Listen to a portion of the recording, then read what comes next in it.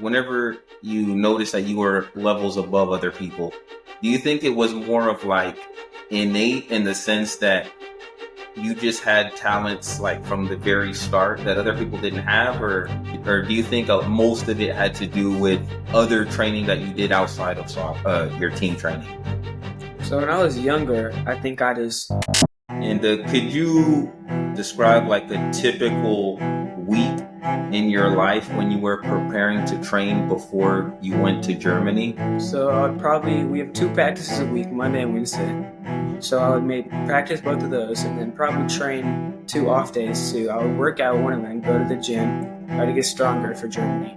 The other 2 days I would go out and play by myself or with friends. So how old were you when you did these workout days? Went to Germany 2 years ago, I think. Okay. So I'm 14 right now, so 12 years old.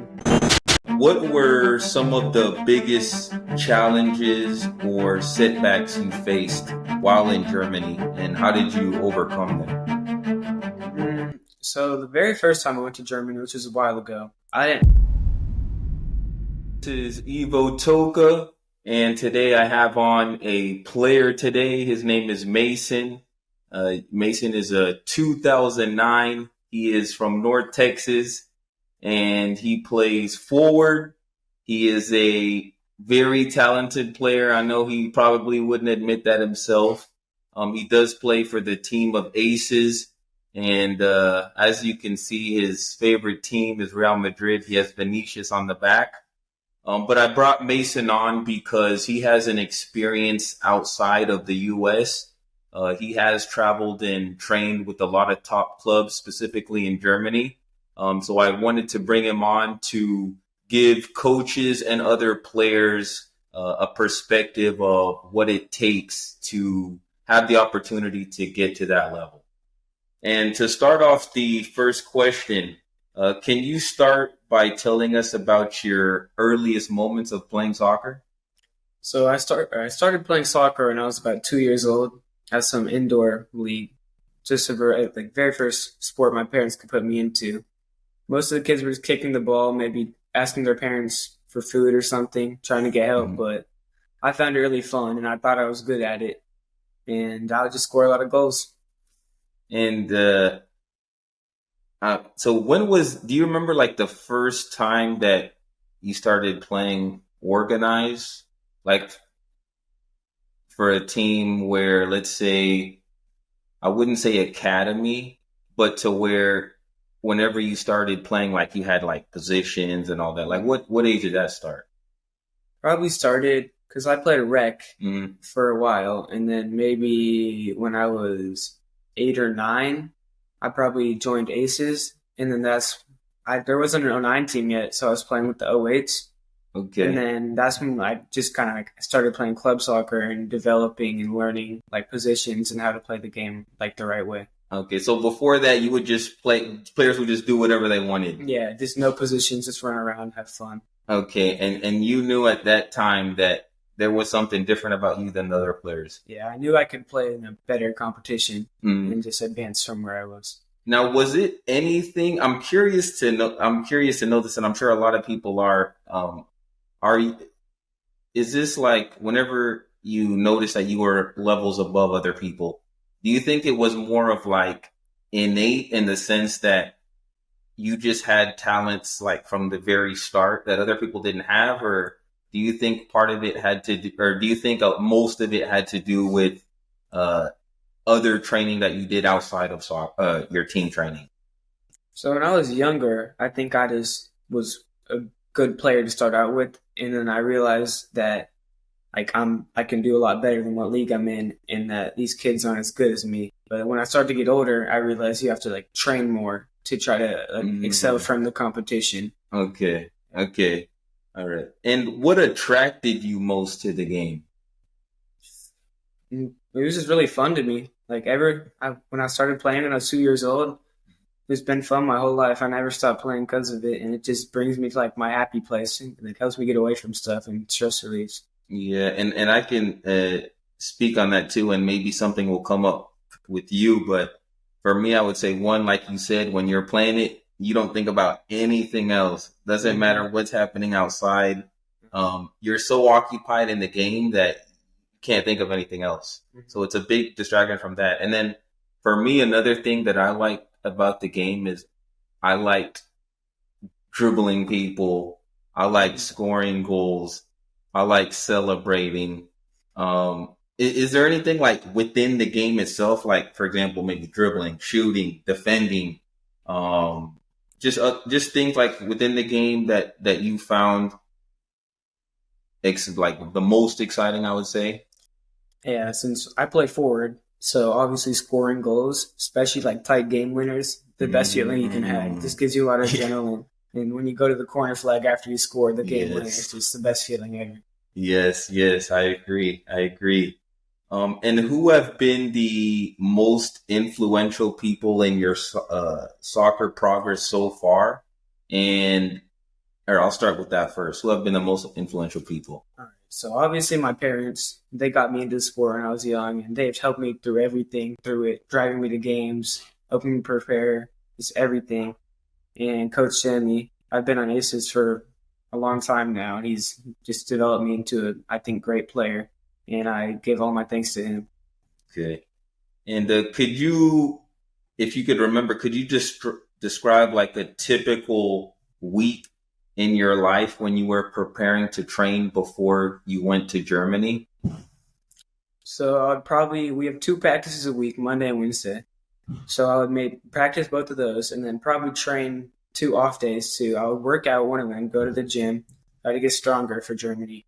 And then the other 2 days I would go out and play by myself or with friends, just practice shooting and dribbling and stuff like that I think I would need to improve on before Germany. Okay, so you did 2 times to practice with your team.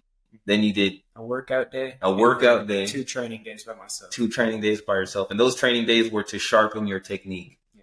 And then the workout, that's interesting. So how old were you when you did these workout days? Went to Germany 2 years ago, I think. Okay. So I'm 14 right now, so 12 years old. Okay. Just at the house too, just like curling and lifting weights and agility stuff outside. Okay. Before I had a gym membership and all of that stuff. And was there anybody else, or what was it within you that said, okay, I'm going to Germany, I need to set 2 additional days to what I'm doing? So this is basically what I'm trying to say. So you got chosen to go to Germany. So in some cases, I know some players would do this. They're like, okay, I'm good enough. I'm just going to do what I've been doing. I'm not going to do anything extra. But what made you say, okay, I need to do 2 additional sessions, and then I need to do a workout session?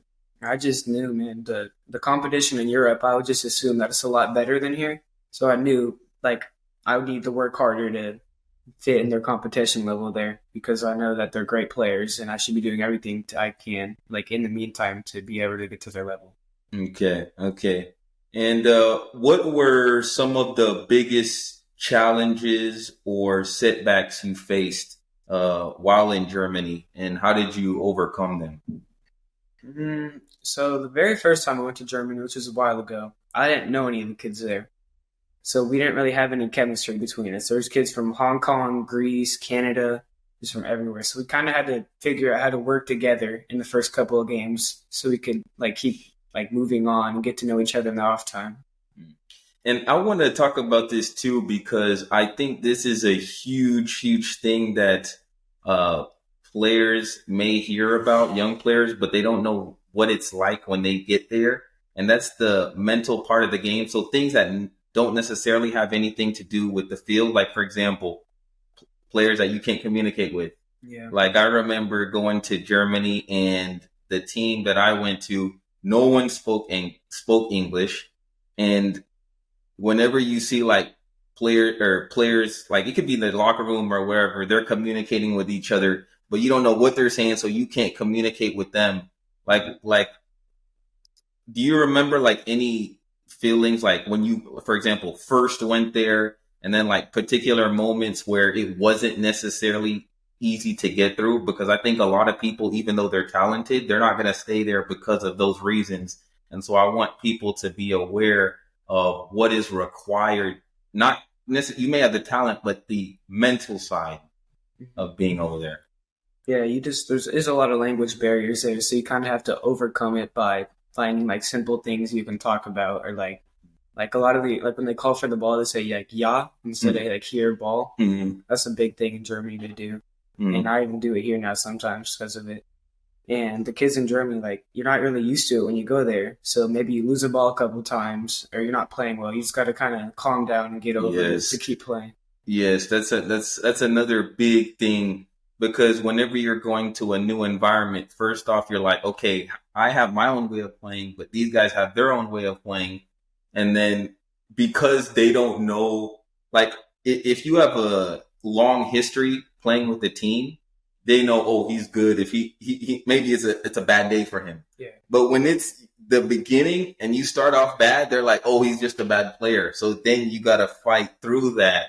Um, and you said it a little bit, but is there like maybe something else you can add? Like for example, let's say you lose the ball, and generally it's like you can get down on yourself. So are you like talking to yourself, or are you like ignoring everything? Like, what's your main process whenever something like that happens? So when something bad happens, I try to stay calm and be like, I'll get a next play. Or when I lose it, I always try to get it back right away. Just like I don't try to like panic or anything because when you like play in fear, you don't play good. You just want to pass the ball, and that's not how you Yes. like show yourself off. So you just need to calm Correct. down, get the ball back next play, and do good with it. Correct. Yeah, that's very good. Very good. Yeah, when you're fearful, you can actually you make more mistakes Yeah. when you try to be safe. So that's a big one. So how was your experience in Germany different from playing and training in the US? I think the biggest thing, like especially with the competition, is that in Germany they give you no time on the ball. Like here, you have a lot of time on the ball, and you have like a lot of things you can think about with it. But in Germany, you have to play really quick, no time on the ball. Like you have to get past people for real, and just they take soccer a lot more serious there because like a lot of kids play it there, and they are like a lot of kids are good there, and there's so many teams to choose from to play against, and every kid just loves the sport there. I see. Okay. So I really like what you said on the speed of thought because I think that's where Americans definitely fall behind. I think technically we're very close, but the speed of thought is a Mhm. huge adjustment. And for the next question, whether it was on the field or off the field, and maybe you said it already, what were some of the biggest adjustments you had to make when you were in Germany? Going back to the time on the ball, like I would get it in the first couple of plays, like I would just get swarmed immediately, lose the ball. So then I would have to kind of adjust myself. Like I would get the ball, maybe try to play a 1-2 with someone, or just turn out of it really quick because they give you no time there. So I had to adjust to that. Yeah, those that first day can be very tough because you never experience it when you come in America. So you have to adjust on the fly. That's a big one. And do you remember, and maybe this wasn't as much of an issue for you, but maybe like going to the store to ask for something, and maybe the person didn't speak English or just things like that. Was that an issue or was there always someone with you to take care of that? It wasn't an issue for the most part, but sometimes just getting on your phone, maybe translating to German and typing something in and showing them, that's probably the easiest way to get over it. Okay, okay. And for the last question, reflecting on your experiences, what advice would you give to young soccer players who dream of playing in Europe? Just saying, just work hard and always train harder. Try to be better than everyone else so you can go there. Don't take anything for granted. Just always work harder. Okay, all right. All right, that's all we have on Evo Toka. Stay tuned. All right, Mason, appreciate it.